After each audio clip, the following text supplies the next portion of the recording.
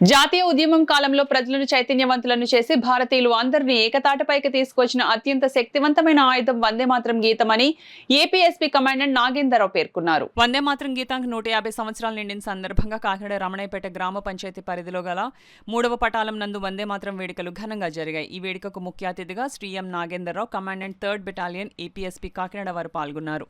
ఈ వేడుకల్లో భాగంగా మొదటగా వందే మాతరం గేయ రచయిత అయిన శ్రీ బంకిం చంద్ర చటర్జీ చిత్రపటానికి పూలమాల వేసి నివాళులు అర్పించారు. ఉదయం 10 గంటలకు పాఠశాల విద్యార్థులు, ఉపాధ్యాయులు, బెటాలియన్ సిబ్బందితో కలిసి కమాండెంట్ మరియు అడిషనల్ కమాండెంట్ వందే మాతరం గీతాన్ని సమూహంగా ఆలపించారు. ఈ కార్యక్రమంలో భాగంగా విద్యార్థులు వందే మాతరం గొప్పతనం గురించి వివరించారు.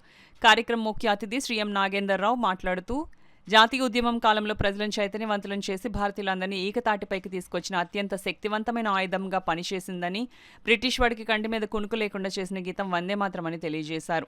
ఈ వేడుకల్లో భాగంగా వందే మాతరంపై నిర్వహించిన వ్యాసరచన, వక్తృత్వ పోటీల్లో ఉత్తమ ప్రదర్శన కనబరిచిన ప్రథమ, ద్వితీయ, తృతీయ స్థాయి విద్యార్థులకు బహుమతులు అందజేశారు.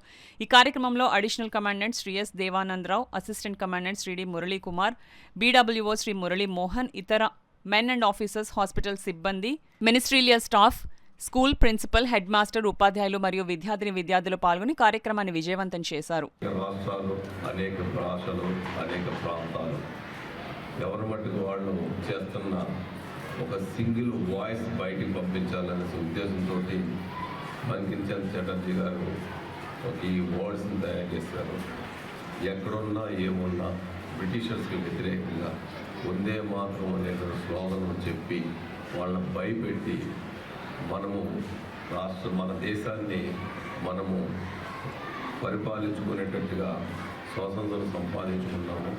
అందుచేతే ఇది యొక్క ప్రతి భారతీయుడికి తెలియజేయవలసిన విషయము, మనకి సంబంధించిన మాతృభాషలో మనము దీన్ని ఎప్పుడు కూడా ఉచ్చరించుకోవాలనేసి ఈ సందర్భంగా తెలియజేసుకుంటున్నాను.